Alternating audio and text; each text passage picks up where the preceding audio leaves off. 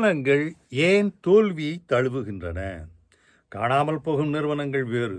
தோல்வியை தழுவது என்பது தொடர்ந்து பணியில் இருந்து கொண்டே பணியில் பணியமர்த்தி கொண்டே தொலைந்து போவது, அல்லது லாபம் ஈட்டாமல், நஷ்டம் என்று சொல்ல முடியாது, இழப்பு என்று சொல்ல முடியாது, ஒரு என்ன செய்வது, திரும்ப வருவதற்கான வாய்ப்பு இல்லை, போட்ட முதல் திரும்பி வருவதற்கான வாய்ப்பு இல்லாமல் போவது. எதனால்?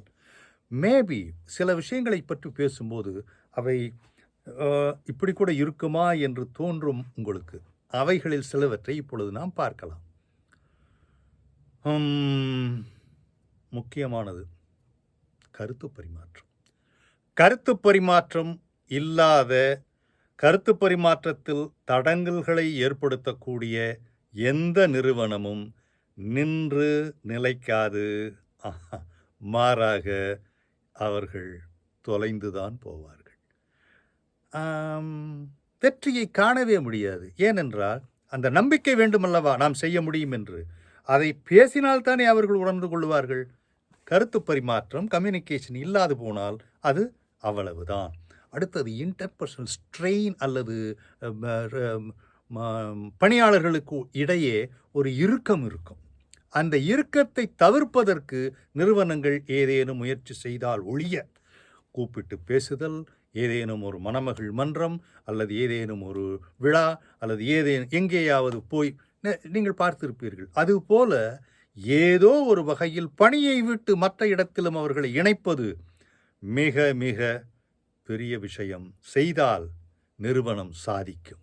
சரி, அதே போல சில நிறுவனங்களில் இவர்களுக்கு பணி உயர்வு கொடுப்பதற்கு அவர்கள் சொந்த சொத்தை எழுதி வைப்பதை போல், பணி உயர்வெல்லாம் கிடையாது, வேண்டுமானால் கொஞ்சம் சேர்த்து சம்பளம் வாங்கி கொள்ளுங்கள் என்று சொல்லும் பொழுது அவர்கள் அப்படியா, சரி கொஞ்ச நாளைக்கு இருந்துட்டு நான் வேற எங்கேயாவது போய்விடுகிறேன் என்று சென்று விடுவார்கள்.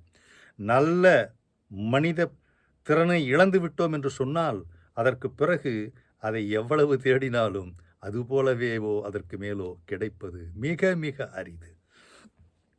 வளர்ச்சிக்கான வாய்ப்புகள் இல்லாத நேரத்தில் அவர்கள் என்ன செய்வார்கள்? வெளியில்தான் செல்லுவார்கள். அந்த இடம் வெற்றிடமாகும். வருபவர்கள் ஏன் இவர் அங்கு சென்றார் என்று கேட்டால் அதற்கான காரணத்தை சொல்லும் பொழுது, ஓ இனிமேல் நம்மளும் செய்யாமல் விட்டு விடுவோம் என்று விடுவார்கள். அதே போல இந்த நெகட்டிவிட்டி அண்ட் கிரேப் வைன், அதாவது யாராவது எதையாவது சொன்னால் ஒன்றுக்கு நூறாக பற்ற வைத்து பேசுவது, இது போன்ற வதந்திகளை பரப்பும் நிறுவனங்களில் நிறைய பேர் வேலை செய்ய முடியாது. ஏனென்றால் அவர்கள் உண்மையை பேசுவதில்லை. இல்லாததை பேசும் பொழுது அதை நம்புபவர்கள் வேறெங்கோ நேராக போவதற்கு பதிலாக வலதுபுறம் திரும்பி விடுகிறார்கள். அவ்வளவுதான். அந்த எப்பொழுது பார்த்தாலும் அவர் தான் சொன்னார், இவங்க தான் சொன்னாங்க, இதுபோல விரல்களை நீட்டி மற்றவர்களை சுட்டி தப்பித்து கொள்ளும் சில பேர் நிறுவனத்தையே தடுமாற வைத்து விடுகிறார்கள். அந்த நிறுவனம் அந்த மாதிரி சொல்லும் பொழுது அங்கு இருக்கக்கூடிய பணியாளர்களுக்கு என்ன நிம்மதி இருக்கும்? சரி, இந்த நல்ல வேலை செய்யும் பொழுது, பணியாளர்கள் சிறப்பான பணியை செய்யும் பொழுது அவர்களை ஊக்குவிக்கும் முகமாகவோ பாராட்டு முகமாகவோ சில செயல்களையோ சில சொற்களையோ சொல்லும் பொழுது ரொம்ப நல்லா, இது காசு கொடுத்து வருவதைப் போல அல்ல. இது மனதிற்குள் ஒரு குளிர்ச்சியையும் மனதிற்குள் ஒரு மத்தாப்பையும் பூக்க வைக்கும். அது வரும் பொழுது நீங்கள் கொஞ்சம் குறைவான சம்பளத்தை எதிர்பார்த்து வந்து கூட சந்தோஷமாக இருக்கலாம். அது போன்றவைகளை நீங்கள் ஊக்குவித்தால் உங்கள் நிறுவனம் தழைத்து வளரும். பிறகு இந்த முடிவெடுக்கும் திறன் என்று சொல்லுவார்கள். எந்த ஒரு நிறுவனத்திலும் நான் சொல்கிறேன் நீ கேளு என்று இல்லாமல், இது இப்படி இருக்கிறது, இப்படி செய்ய முடியாது என்று தெரியும், அவர்கள் சொல்லுவதை ஏற்றுக்கொள்ள முடியாது என்று தெரியும். இருந்தாலும் அவர்களை ஒரு பேச்சு கேட்கும் பொழுது அவர்கள் கேட்டாங்களே, சரி நம்மளும் 2 கருத்து சொல்லுவோம். ஒன்று சொல்ல வந்தவர்கள் வேறு விதமான முக்கியமான கருத்துக்களை கூட சொல்லலாம் அல்லவா? அதற்கு ஏன் ஒரு வாய்ப்பை வழங்கக்கூடாது? இந்த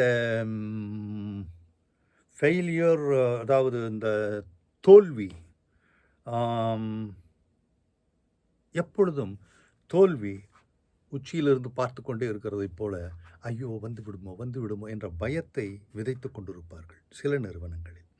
அந்த பயத்தை விதைத்தால் தோல்வி பயத்தில் அவர்கள் பணி செய்வது மட்டுமல்ல, அவர்கள் உடல் நலனும் அவர்கள் மனநலனும் பாதிக்கப்பட்டால் அவர்கள் சென்றவர்கள் வரமாட்டார்கள்.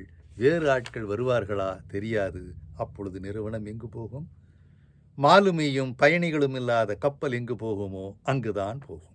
சரி, இந்த மன எரிச்சல், மன உளைச்சல், பர்ன் அவுட் என்று சொல்வார். என்னுடைய திறமை, என்னுடைய சக்தி எல்லாம் செலவழிந்து விட்டது என்று அந்த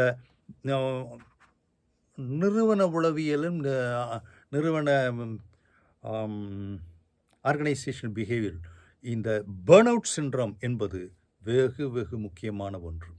அது வந்தது என்று சொன்னால் நிறுவனம் தொலைந்தது என்று நீங்கள் எழுதி வைத்துக் கொள்ளலாம். ஃபோர்ஸிங் ஹையர் ப்ரொடக்டிவிட்டி, இப்படி பண்ணுங்க, அவ்வளோதான் செய்யுங்க என்று சொல்லும் பொழுது, எப்படி இருக்கிறத வச்சுட்டு எப்படி சார் செய்ய, கொஞ்சம் மிஷன் புதுசாக வாங்கி கொடுங்க, அல்லது ப்ரொடக்டிவிட்டி எப்படி நல்லா போகும் என்று ஆலோசனை செய்து அதற்கு தகுந்தாற்போல் சில செயல்களை அல்லது வழிகளை காட்டுங்கள். அது எதுவுமே இல்லாமல் நீங்கள் செய்யுங்க. இதைத்தான் தமிழில் ஒரு அழகான பழமொழியாக சொல்லுவார்கள், வெறும் கையில் முழம் போடுவது. பூ விற்பவர்கள் வெறுங்கையிலே முழம் போட்டு கொடுத்தால் பூவா கைக்கு வரும்? எண்ணிக்கை வேணும், ஒரு முழம் முடிந்து விட்டது என்பது வேண்டுமானாலும் வரலாம். அண்ட் இந்த உற்பத்தி திறன் பெருக்கத்திற்கு என்ன தேவையோ அதை செய்யும் பொழுது நிறுவனம் நிலைக்கும், நிற்கும், தழைக்கும், வளரும். அதற்கு உங்களைப் போன்ற சிலர் நல்ல முறையில் பயன்படுத்தி செய்தால் நிறுவனம் வளருவது மட்டுமல்ல, நாடும் வளரும், பொருளாதாரம் வளரும். வளர்த்துங்கள், பார்ப்போம்.